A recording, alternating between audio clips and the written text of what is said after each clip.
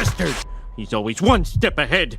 Ooh, I'd sell my soul for a donut. Well, that can be arranged. Flanders! You're the devil? It's always the one you least suspect. Do Okay, you have a donut or not? coming up. Just sign here. Careful, hot pen.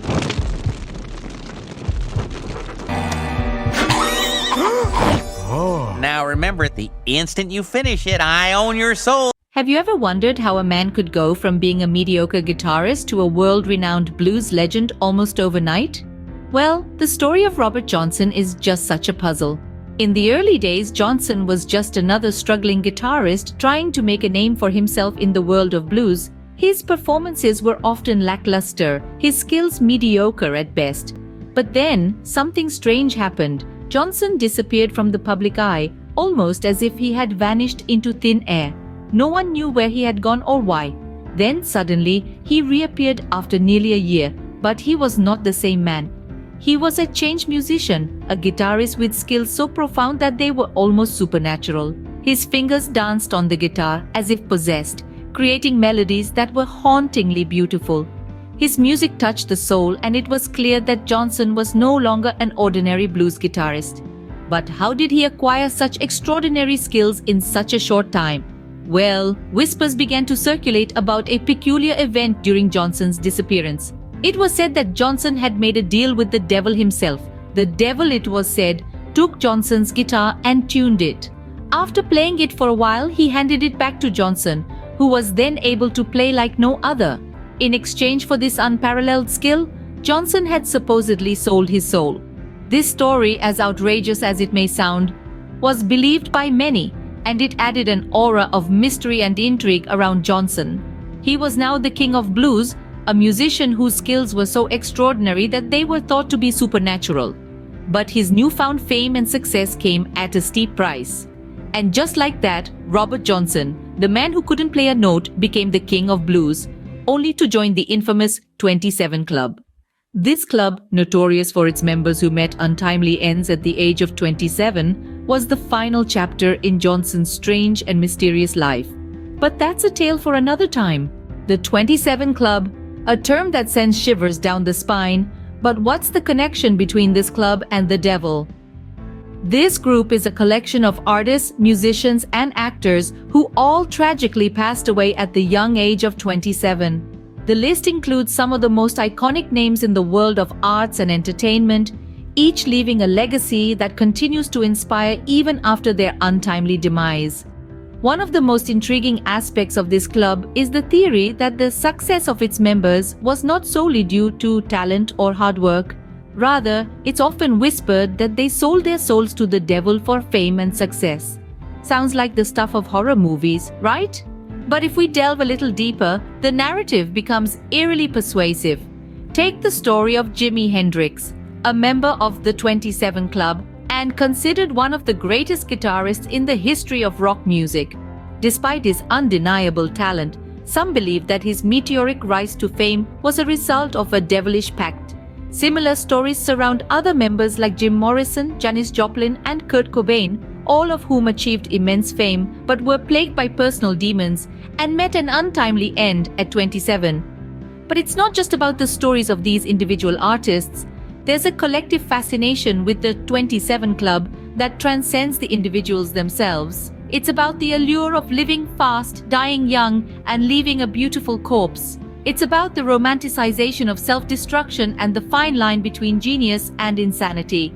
And at the heart of it all, it's about the seductive power of the devil's bargain, the promise of instant fame and success, but at a terrible price. One such member of the 27 Club who raised eyebrows was Sam Smith, whose transformation was much more than just a change in musical style.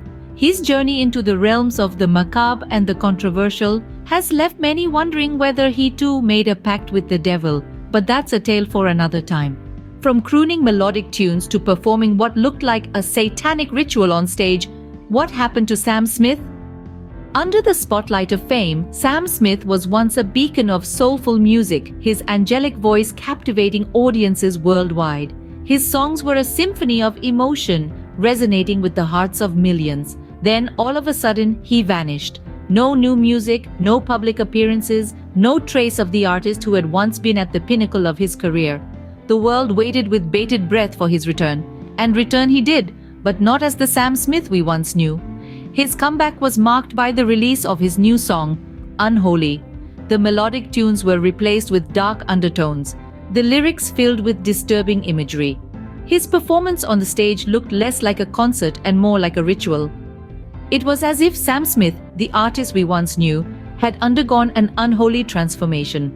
This drastic change did not go unnoticed. Fans, critics, and conspiracy theorists alike began to question what had happened during his disappearance. The theories were wild, ranging from personal crises to creative evolution. But one theory stood out among the rest: the theory of Sam Smith's pact with the devil. According to this theory, during his absence, Sam Smith had sold his soul to the devil in exchange for fame and success.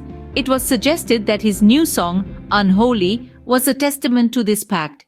The devilish imagery, the satanic undertones, the drastic shift in persona, all were seen as evidence of his unholy deal. The theory didn't stop at his music. His performances too were scrutinized. The Grammy performance was a particular point of contention. It was claimed that the performance was a satanic ritual, with Sam Smith as the devil and the performers his worshippers. The stage was set not for a musical extravaganza, but for a dark ritual to glorify the devil. It was as if Sam Smith was no longer just an artist, but a promoter of devilish ideologies. The transformation of Sam Smith from the angelic-voiced artist to a controversial figure promoting devilish ideologies led to the birth of many conspiracy theories. His sudden disappearance, his drastic change in persona, his controversial performances all seemed to point towards something sinister. Was Sam Smith's transformation a result of personal evolution, or was there something more to it? Did he really sell his soul to the devil for fame and success? Or are these just conspiracy theories, a result of overactive imaginations? The truth, as they say, is often stranger than fiction.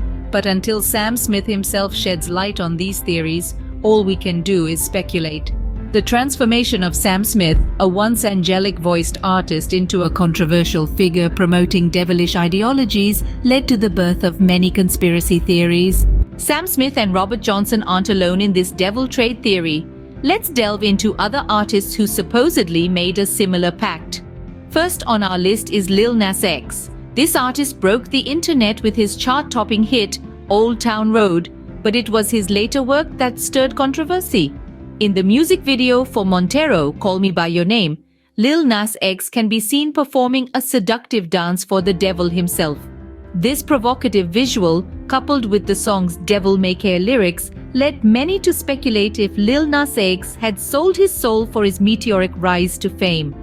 Another artist who has found himself embroiled in these devil trade theories is Travis Scott. His controversial concert, where hundreds of people were left unconscious, was a major trigger point. The audience described the experience as hellish, and at one point, it was even declared to be a satanic ritual requiring human sacrifice. This event, coupled with Scott's often dark and haunting music style, has led conspiracy theorists to question if he too has made a pact with the devil. Artists like these have done more than just raise eyebrows. They've ignited conversations about the lengths people will go to achieve fame and success. They've blurred the lines between art and reality, leaving us to question, what's the real story? But remember, these are just theories. While it's interesting to speculate about the supernatural and the occult, it's essential to remember that these artists are also humans with their own stories and struggles. They use their music as a form of expression, often pushing boundaries and challenging societal norms. In the end, whether or not these artists have actually traded their souls for fame is a question only they can answer. But one thing's for sure, their actions, performances, and the controversies they've stirred have left many questioning the true price of fame and success. Where there are conspiracy theories, the Illuminati is never far behind. But is there a connection between the devil trade and this secret society? Well, both theories revolve around a similar premise: trading something of immense value for fame, success, and wealth. The devil trade theory suggests that artists sell their souls to the devil for stardom. On the other hand, the Illuminati theory suggests that individuals trade their loyalty and secrecy for power and influence in the societal hierarchy. These theories, although distinct, share a common thread, which is the desire to achieve success at any cost. Both theories suggest that individuals are willing to make a pact with powerful unseen forces in return for worldly success. The devil trade theory and the Illuminati theory are like two sides of the same coin, both revolving around the pursuit of power, influence, and success. Whether you believe in these theories or not, they certainly make you question the lengths people will go for fame and fortune.